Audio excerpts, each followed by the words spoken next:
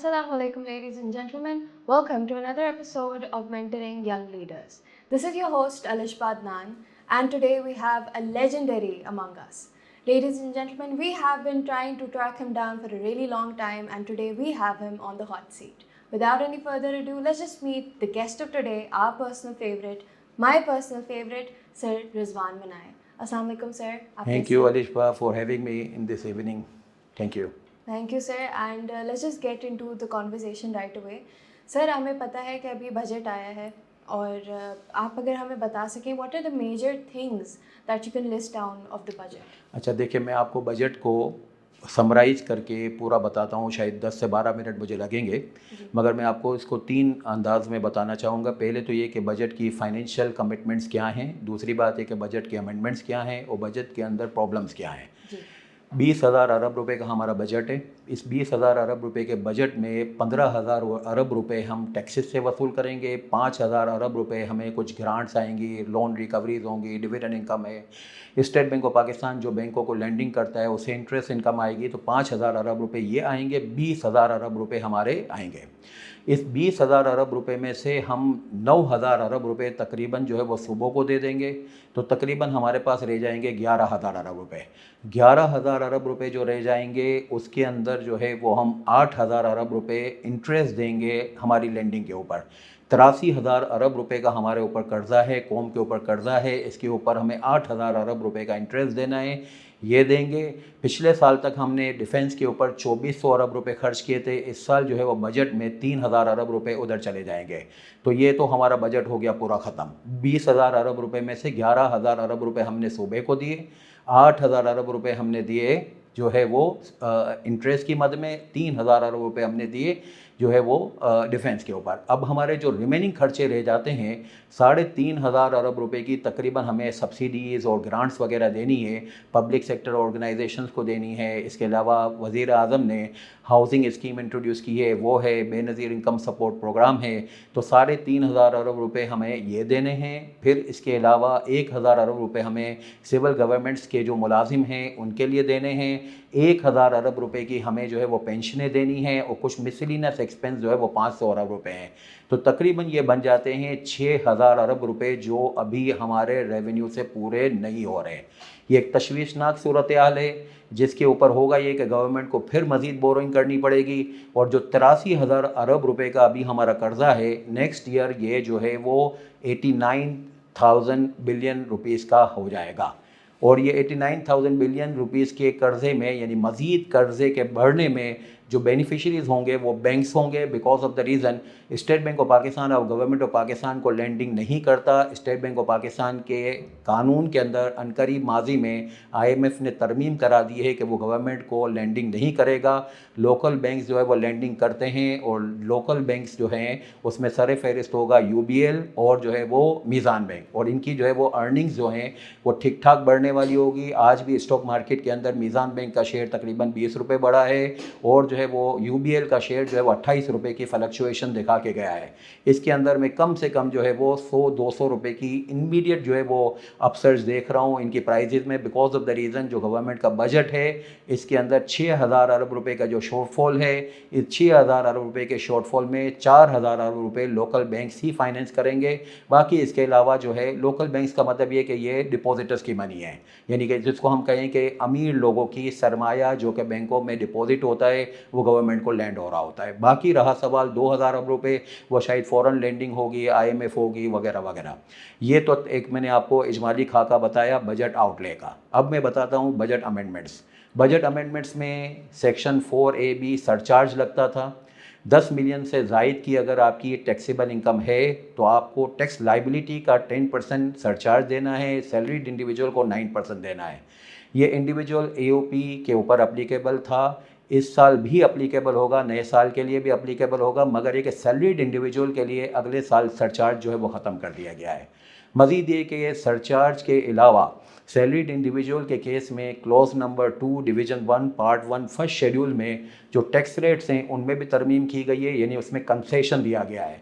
तो 22 लाख से ज़ायद की सालाना सैलरी कमाने वालों की सैलरी की टैक्सेशन में तखफीफ नज़र आएगी, जो अराउंड 10 to 15% होगी। यानी अगर कोई शख्स जो है वो साल का 10 लाख रुपए का टैक्स देता है तो शायद रिवाइज स्लैब और सरचार्ज की ना होने की वजह से अब वो 9 लाख रुपए या 8.5 लाख रुपए का टैक्स देगा। This is the great saving 15% इन हालात में।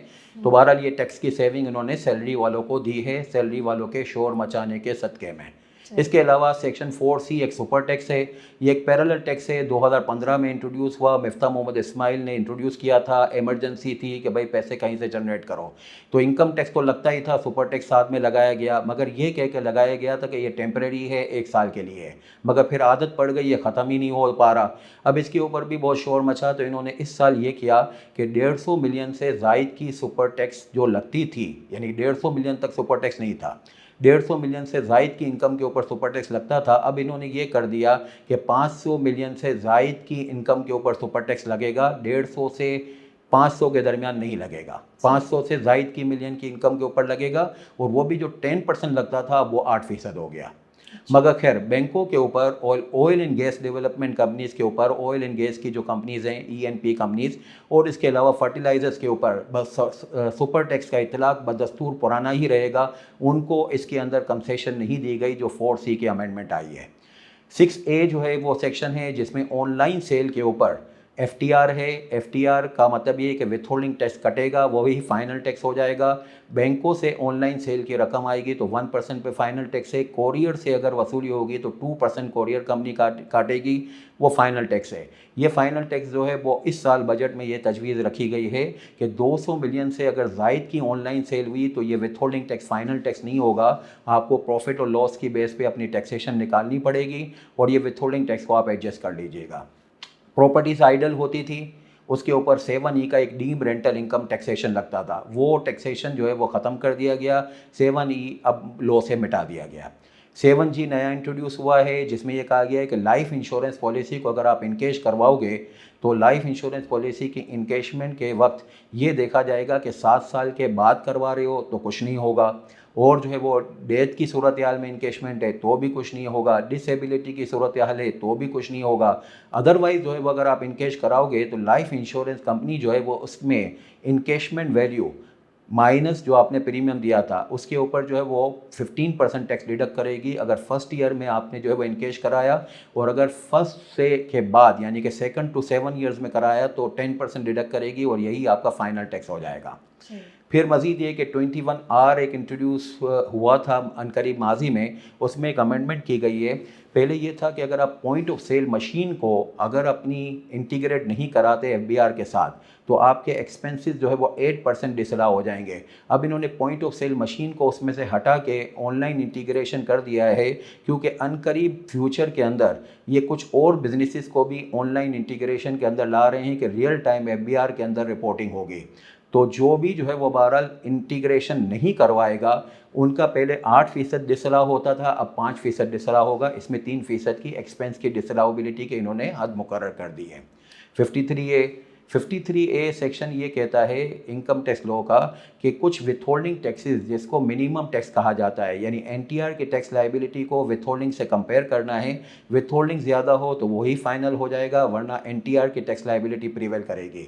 अब इसमें जो है वो गवर्नमेंट ने 53A के अंदर एक नुस्खा दिया है कि अगर आपकी मिनिमम टैक्स जो बन रही है वो 15% पे बन रही है, 14% पे बन रही है, तो आप अपने मैटर्स को हमारे पास हार्डशिप की शक्ल में पेश कीजिए, हम इसको तखफीफ करके 1% तक भी ला सकते हैं। कि लॉ की वर्डिंग में थोड़ा सा एरर है, इसमें ये समझ नहीं पड़ रही है कि 1% यानी 15 से 1% पे ले आएंगे, या 14 से 1 पे ले आएंगे, या 7.5 से 1 पे ले आएंगे, कि 7.5 से 6.5 कर देंगे, कि 15 से 14 कर देंगे।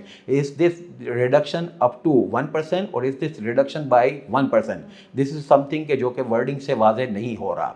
अच्छा, 64D POS मशीन हम ख़रीदते थे तो 1.5 लाख रुपए तक हमें टैक्स क्रेडिट मिलता था। अब इन्होंने POS मशीन को हटा के ऑनलाइन इंटीग्रेशन का वर्ड डाल दिया है, बिकॉज ऑफ द रीज़न अब ऑनलाइन इंटीग्रेशन FBR के साथ एक मज़ीद वसअत के साथ अनकरीब फ्यूचर में मुकर्रर की जा रही है। तो जो भी ऑनलाइन इंटीग्रेशन के एक्सपेंडिचर होंगे उस एक्सपेंडिचर को हम 10% तक क्रेडिट के तौर पर क्लेम कर सकते हैं अपनी लाइबिलिटी के अगेंस्ट में। 76 नंबर सेक्शन, अगर हमें विरसे में कोई प्रॉपर्टी मिलती थी तो تو माजी में ये था कि जो मरने वाले की कॉस्ट है वही जो है वो बेनिफिशियरी यानी कि लीगल ईयर्स की कॉस्ट बन जाती थी। मगर अब इन्होंने कहा है कि नहीं, मरने वाले की कॉस्ट नहीं, मरने वाले के मरने के वक्त जो फेयर मार्केट वैल्यू हो वो जो है वो बेनिफिशियरी की कॉस्ट बनेगी। और मज़ीद ये कि अगर जो है वो बाज़ औक़ात ऐसा होता है कि मरने के वक्त जो है वो इंटर सेटलमेंट भी होता है। इंटर सेटलमेंट का मतलब ये कि जैसे मिसाल के तौर पे जो है वो माँ के या बाप के इंतकाल के वक्त भाई बहन है और उसमें जो है वो बहन का भी हिस्सा है, भाई का भी हिस्सा है। अब भाई जो है वो कहें कि भाई हमें नहीं चाहिए हिस्सा, बहन को दे दीजिए। तो एक प्रॉब्लम आती थी कि क्या बहन को जो हिस्सा भाई की सरेंडर करने की वजह से मिली है, क्या ये भी विरसा है कि नहीं है। तो इसको 79 के अंदर डाल दिया कि हाँ, बहन को ये वाला जो हिस्सा मिला ये भी विरसा कहलाएगा। इसको कहते हैं inter settlement in consequence of death. Limited liability partnership जो है वो हमेशा से एक डिस्प्यूट का मौजू रही है कि क्या ये कंपनी होती है कि क्या ये एओपी होती है। इस दफ़ा बजट में सेक्शन 80 में डाल दिया गया कि लिमिटेड लाइबिलिटी पार्टनरशिप जो है वो कंपनी की डेफिनेशन में नहीं आएगी, एओपी के टैक्सेशन होगी। 92(3)A एक नया जो है वो सब सेक्शन डाला गया जिसमें कहा गया है कि अगर limited liability partnership exempt income earn करेगी, एग्जेम्प्ट इनकम का मतलब क्या कि स्पेशल इकोनॉमिक जोन में फैक्ट्री खोल लो, 10 साल तक इनकम एग्जेम्प्ट है, एग्रीकल्चर इनकम अर्न करो, लाइफ टाइम एग्जेम्प्ट है, तो उस सूरत हाल में उस वाली एग्जाम इनकम से मेंबर को जो शेयर मिलेगा वो बहरहाल मेंबर के हाथों में टैक्स हो जाएगा।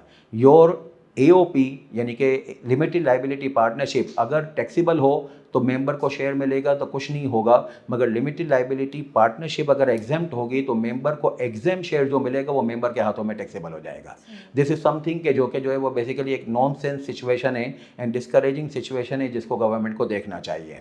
अच्छा, फिर इसके बाद जो है वो 114 नंबर सेक्शन है जिसके अंदर ये कहा गया है कि कंपनी को चूँकि अपने एनुअल रिटर्न के साथ ऑडिटेड फाइनेंशियल स्टेटमेंट लगाने होते हैं तो वो मशीन रीडेबल फॉर्मेट पे लगाएं। आजकल लोग जैसे तैसे स्कैन कॉपीज़ वगैरह लगा देते थे जो एफबीआर के किसी काम नहीं आती थी। वो बहुत अच्छा एक कॉन्सेप्ट इंट्रोड्यूस किया है 122E के अंदर, वो है बेसिकली जो है वो फेसलेस ऑडिट एंड असेसमेंट। ये फेसलेस ऑडिट असेसमेंट इन्होंने सेल टैक्स में भी इंट्रोड्यूस किया है, इनकम टैक्स में भी इंट्रोड्यूस किया है। सेल टैक्स में इसका नंबर है 11H, यहाँ पे इसका नंबर है जो है वो 122E। फेडरल एक्साइज में भी इंट्रोड्यूस किया है। इसमें ये है कि असेसिंग ऑफिसर जो है वो टैक्स पेयर से कनेक्शन में होगा मगर एक दूसरे को जानते नहीं होंगे कि असेसिंग ऑफिसर कौन है और टैक्स पेयर कौन है। तो ये रिश्वत का जो दरवाज़ा खुला होता है ये बहरहाल बंद हो जाएगा। और मज़ीद ये कि एक अल्गोरिथमिक जो है वो असेसमेंट का भी कॉन्सेप्ट इंट्रोड्यूस किया गया है कि अगर कोई टैक्स पेयर फंस जाता है असेसमेंट के दौरान में तो वो एफबीआर को एक ऑफ़र कर सकता है लीगली कि मैं इतनी पेमेंट कर देता हूँ, मुझे छोड़ दो। अच्छा। हाँ, और ये मैकेनिकल होगी, ये ऐसे नहीं होगी कि भाई जो है वो बार्गेन हो रही है टेबल पे बैठ के। तो दिस इज़ समथिंग कि जिसके अंदर हम ये कहें कि अफेक्टिवली जैसे नेब के अंदर ये सेटलमेंट सिस्टम चलता था जिसको प्ली बार्गेन अरेंजमेंट कहते थे, now this is also an introduction of plea bargain arrangement in the tax law. तो ये बहरहाल जो है वो एक अच्छा जो है वो पेशकदमी है, ऑल्दो आइडियल तो नहीं है मगर एक अच्छा है। इससे बहरहाल जो है वो रिश्वतों के और जो करप्शन के जो मामला हैं उसके अंदर जो है वो उसका सदेबाब होगा। 129A के अंदर इन्होंने जो है वो बहरहाल फेसलेस अपील का भी कॉन्सेप्ट इंट्रोड्यूस किया है। अपील भी इंशाल्लाह आइंदा ऐसे होंगी कि जो जज होगा और टैक्स पेयर होगा वो आपस में एक दूसरे को जानते नहीं होंगे, ताकि वहाँ पे भी जो जजों के बारे में लोग शिकायत करते हैं कि वहाँ पे भी रिश्वत और बायसनेस है वो ख़त्म हो जाएगी। 133A के अंदर इन्होंने एक कॉन्सेप्ट इंट्रोड्यूस किया है कि जब कोई टैक्स अथॉरिटीज़ जो है वो टैक्स पेयर की फेवर में कोई अपील का डिसीजन हायर कोर्ट में चैलेंज करने जाए तो वो एक इंडिपेंडेंट रिव्यू कमेटी है उसके पास पहले इसको चेक करवाई कि ऊपर जाना चाहिए कि नहीं जाना चाहिए। ये टैक्स पेयर की फेवर की बात है। मज़ीद ये कि 134A में ऑल्टरनेट डिस्प्यूट रेजोल्यूशन का सिस्टम है जो कि बेसिकली अपील का अपोजिट सिस्टम है कि अपील में ना जाना चाहें तो ADRC में चले जाएं। अच्छा, ADRC में कोई ऑर्डर अगर गलत हो जाता था यानी उसमें कोई टेक्निकल एरर हो गया, कोई टाइपो एरर हो गया तो उसकी करेक्शन की कोई प्रोविज़न नहीं थी, but now they have introduce कि वो भी करेक्शन उसकी हो जाती है। एक्सपोर्टर के लिए इन्होंने इंट्रोड्यूस किया है कि एक्सपोर्टर जो है उनको ऊपर 2% का विथहोल्डिंग टैक्स लगता था इनवर्ड रेमिटेंस के ऊपर, अब वो 1.25% लगेगा। अच्छा, एक्सपोर्टर के लिए फाइनेंस बिल ने जो फाइनेंस मिनिस्टर ने बजट स्पीच में कहा था कि उनके ऊपर हम सुपर टैक्स ख़त्म कर देंगे, मगर ये के बहरहाल जो है वो फाइनेंस बिल में इसके बारे में कुछ नहीं लिखा हुआ। तो इसके ऊपर भी आपके प्रोग्राम के तवस्सुत से मैं गवर्नमेंट को पहुंचाना चाहूँगा, पहले भी पहुंचा दिया है मैंने बात कि भाई ये जो है वो बहरहाल एक अच्छी खुश आइन जो है वो खुशखबरी थी, ये फाइनेंस बिल में लिखी हुई क्यों नहीं है। एक्सपोर्ट और सर्विसेज में बाहर से जो पैसे आते हैं उसके ऊपर 1% टैक्स डिडक्ट होता है, फाइनल टैक्स होता है। आईटी के केस में, आईटी सर्विसेज के केस में ये 0.25 है। अच्छा, ये 0.25 की एक्सपायरी डेट यानी रिड्यूस रेट की एक्सपायरी डेट 30 जून 2026 थी, ये इन्होंने 2029 तक जो है वो एक्सटेंड कर दी है इस बजट में। अच्छा, ये जो यूट्यूबर वगैरह हैं, हमारे भी जो लेक्चर्स हैं सीए वगैरह के यूट्यूब पे चलते हैं, इसकी यूट्यूब से या इंस्टा से या बहरहाल टिकटॉक से जो रकूमात आती हैं उसके ऊपर कोई टैक्स वगैरह डिडक्ट नहीं होता था, but now they have introduce the tax of 5%, और ये 154B का प्रोविज़न इन्होंने डाला है कि ये 5% टैक्स डिडक्ट होगा, और ये टैक्स एडजस्टेबल है। आप अपनी लाइबिलिटी निकालिएगा, ये यूट्यूब वगैरह के लेक्चर अपलोड करके आपने स्टूडेंट से या कहीं से भी जितने भी कमाए हैं, और इसमें ये विथहोल्डिंग टैक्स को फिर आप नेट कीजिएगा। अब ये तो मैं अपनी एग्जांपल दे रहा हूँ कि यूट्यूब पे हमारे लेक्चर्स आ रहे हैं, अब यूट्यूब पे लोग तफरीयात भी करते हैं, मौलवी तारिक मसूद के बयानात चल रहे होते हैं। बहरहाल जिसने भी जो यूट्यूब से, इंस्टा से, टिकटॉक से, फेसबुक से कमाया, उसकी रकम के ऊपर 5% का विथहोल्डिंग, और अल्टीमेटली साल के आखिर में NTR की लाइबिलिटी जिसमें यह 5% एडजस्ट हो जाएगा। अगर कोई ये यूट्यूबर वगैरह नॉन रेजिडेंट हो, यानी नॉन रेजिडेंट वो हो जो कि पाकिस्तान में 183 दिन पूरे नहीं कर रहा, तो उस केस में ये 5% टैक्स जो है वो फाइनल टैक्स हो जाता है। तो ये जो है वो 154B के नाम से नया सेक्शन डाला है, और इसके ऊपर काफ़ी जो है वो छः मगोया हैं, क्योंकि बहुत बड़े बड़े अमाउंट जो है वो इसके ऊपर लोगों ने, बच्चों ने कमाए हैं, ख़ासतौर पे यंग जनरेशन ने, और वो इस पे ऊपर काफ़ी अमीर भी हो गए, काफ़ी मशहूर भी हो गए। तो कैपिंग है इसके ऊपर कोई? इस पर कैपिंग कोई भी नहीं है। 1000 रुपये हैं तो भी 12, ये 5% है, ज़्यादा है तो भी 5% है। अच्छा, 177 के अंदर एक बहुत तशवीश वाली बात है जो ICAP को भी सोचनी चाहिए, और ICAP के अलावा जो और पैरेलल प्रोफेशनल बॉडीज़ हैं उनको भी सोचनी चाहिए। With in the audit they have now provided कि अगर हम टैक्स का ऑडिट कर रहे हैं तो ऑडिट के दौरान में हम जो है वो ये महसूस करें कि ऑडिटेड अकाउंट्स गलत हैं, तो हम इस ऑडिटेड अकाउंट्स की री ऑडिट करा सकते हैं। ये कमिश्नर ने पावर हासिल कर लिया है। तो एक तो वैसे ही ऑडिट की इंटीग्रिटी मजरू हो चुकी है माजी में ऑडिट ओवरसाइट बोर्ड के इंट्रोडक्शन के बाद, और अब मजीद ये कि 177 के तहत कमिश्नर भी आपका ऑडिट करवाएगा, तो आपके ऑडिट की प्रोफेशन की इंटीग्रिटी और रिलायबिलिटी जो है वो शेकी होती जा रही है। और अगर ये लिस्टेड कंपनी हुई तो उस लिस्टेड कंपनी के इन्वेस्टर के ऊपर इसका क्या असर पड़ेगा कि यार मेरे पैसे मैं इस उम्मीद के ऊपर लगाता था कि ऑडिटर ऑडिट करेंगे, ऑडिटर को ऑडिट कर रहा है ऑडिट ओवरसाइट बोर्ड, और ऑडिटर को फिर ऑडिट कर रहा है कमिश्नर ऑडिट। तो ये बहरहाल जो है वो एक ऐसी चीज़ है जिसके ऊपर प्रोफेशनल बॉडीज़ को इंक्लूडिंग ICAP को इसके ऊपर स्टैंड लेना चाहिए। ये सेक्शन 177 के अंदर इन्होंने अमेंडमेंट डाली है। तो ये थी पूरे बजट का आपका खुलासा, जो 10 से 12 मिनट में मैंने कहा मैंने पूरा कर दिया। अच्छा, इसके अंदर प्रॉब्लम्स जो मैं बताऊं वो क्या है। प्रॉब्लम्स ये है कि एक तो एक्सपोर्टर के लिए इन्होंने कहा था सुपर टैक्स ख़त्म करेंगे, वो उन्होंने ख़त्म किया नहीं, बजट में लिखा हुआ नहीं है। 7E जो डीम रेंटल इनकम है इसको इन्होंने ख़त्म किया, इसलिए ख़त्म किया कि इसके ऊपर जो है वो फेडरल कॉन्स्टिट्यूशनल कोर्ट की डायरेक्शन थी। तो माजी में जिन्होंने 7E का टैक्स दे दिया है उनको रिफ़ंड मिलना चाहिए, वो रिफ़ंड के बारे में इन्होंने कोई बात नहीं की है।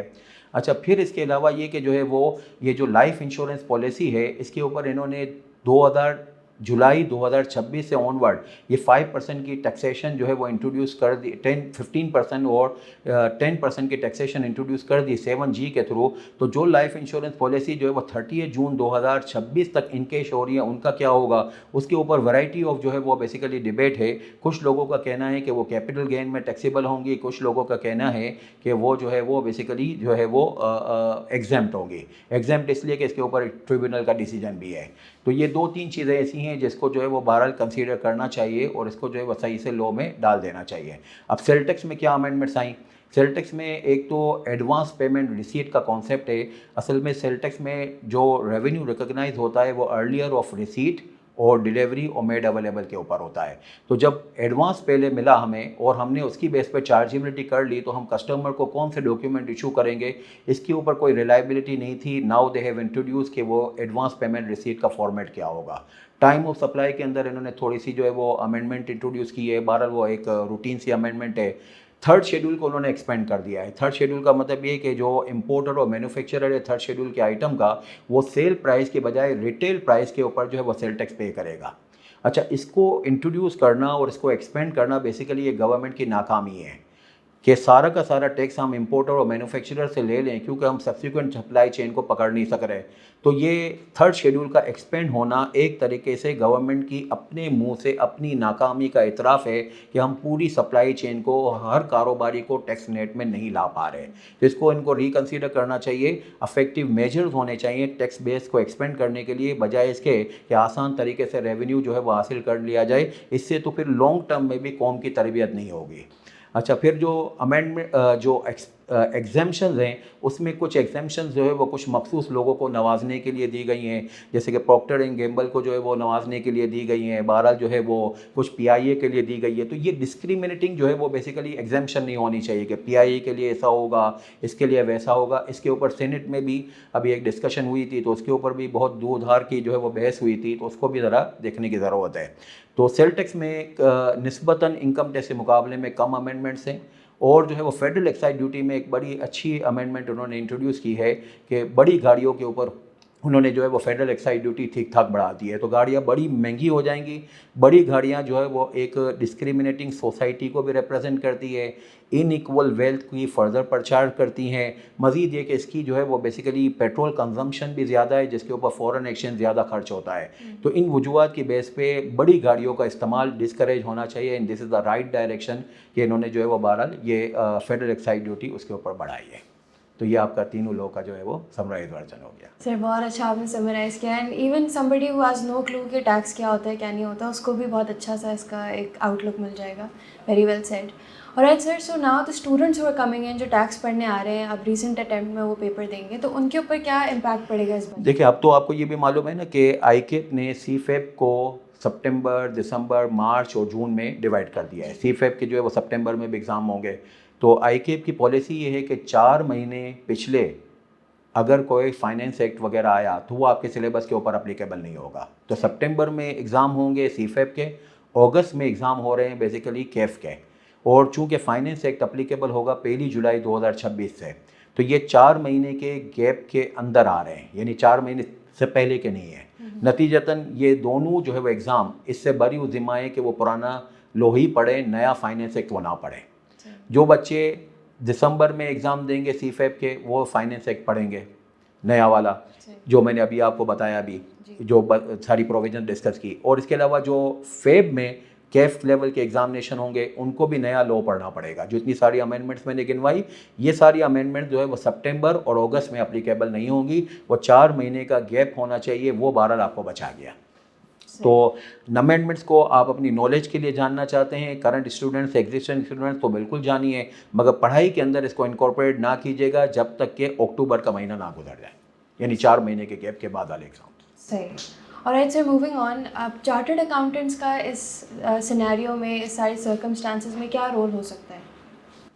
دیکھیں, چارٹرڈ اکاؤنٹنٹس ماضی میں یہ ہوتا تھا کہ ہم لوگ کیا کرتے تھے, کوئی بھی بزنس مین کہ وہ ازمپشنس کے اوپر کام کرتا تھا, ازمپشنس کو وہ بہت ریلائبل سمجھتا تھا, ٹھیک ہے, اور اس ازمپشنس کے اوپر وہ پروجیکشنز بناتا تھا, فیزیبلٹیز بناتا تھا, اور اس کے اوپر اپنی زندگی گزارنے کے اوپر روا دبا ہو جاتا تھا, اور ویریئنس انالیسس کرتا رہتا تھا.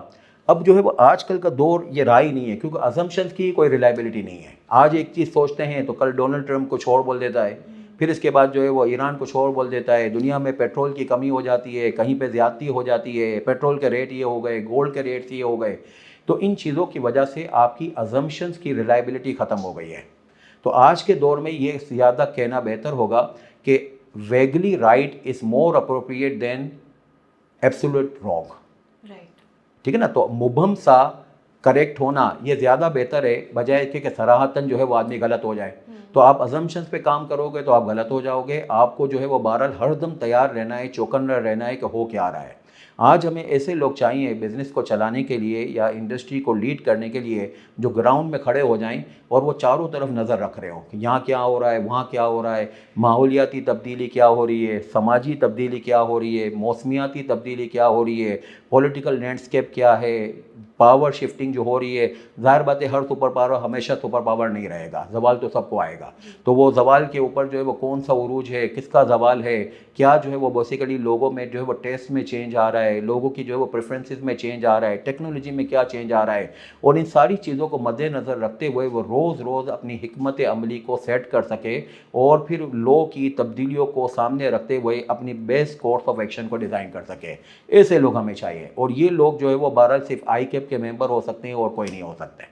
इनको सस्टेनेबिलिटी भी पता होती है, इनको रिस्क भी पता होता है, इनको अंग्रेज़ी भी पढ़ाई जाती है, इनको उर्दू भी आती है, इनको जो है वो बहरहाल जो है वो लोगों से डीलिंग भी आती है मार्केट, क्योंकि आर्टिकलशिप में आप डीलिंग बहुत अच्छी सीख जाते हो।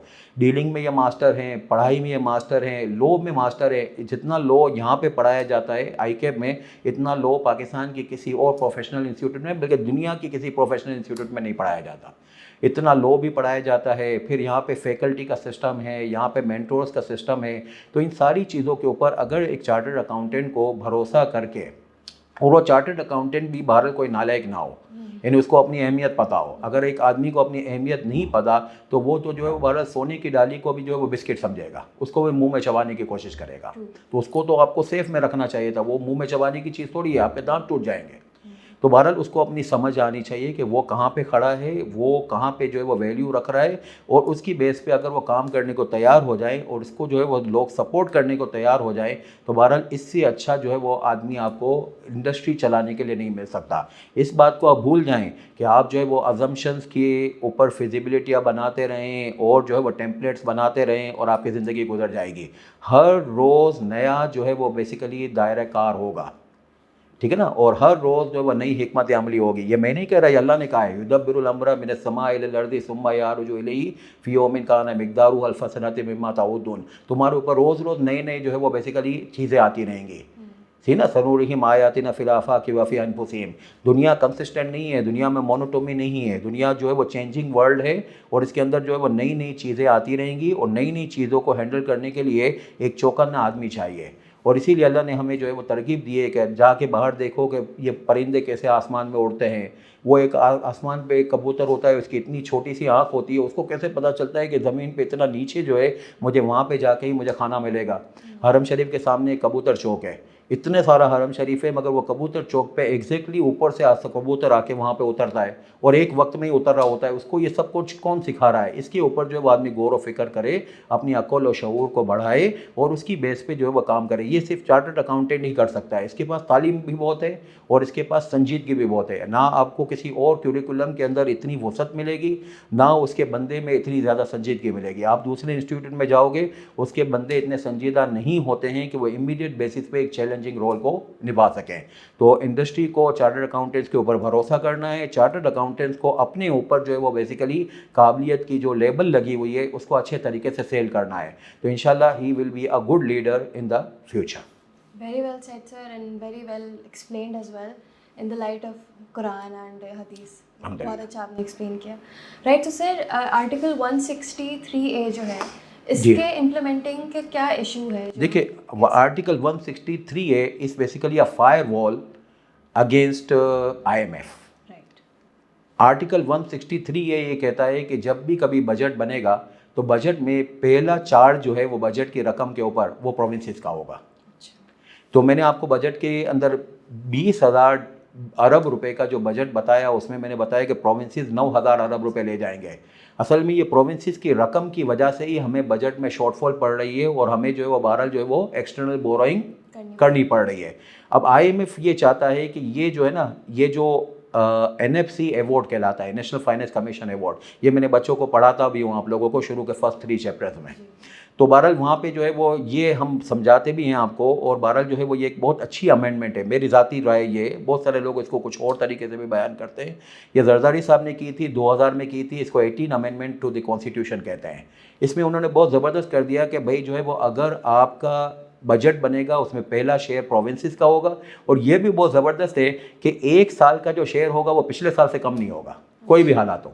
अब अगर हमारा मिसाल के तौर पे 8,000 अरब रुपए का पिछले साल बजट था, इस साल 9,000 का ठीक है प्रोविंस का शेयर, अगले साल ये 9,000 से ऊपर हो सकता है, कम नहीं हो सकता। اب آئی ایم ایف کہتا ہے کہ نہیں, بجٹ کی رکومات کے اوپر پہلا میرا چارج ہونا چاہیے, کیونکہ میں نے آپ کو لینڈنگ کی ہوئی ہے. میں نے پاکستان بننے کے بعد آج تک جو ہے وہ آپ کو 26 مرتبہ بیل آؤٹ کیا ہے. آپ بینک کرپٹ ہو گئے تھے, آپ کو میں نے بیل آؤٹ کیا ہے, تو میرا حصہ بنتا ہے کہ پروونسز کے اوپر حصہ بنے گا. تو وہ زرداری صاحب بھارت جو ہے وہ بہت انٹیلیجنٹ وے میں اس کو جو ہے وہ نکال کے چلے گئے پروونسز کے لیے.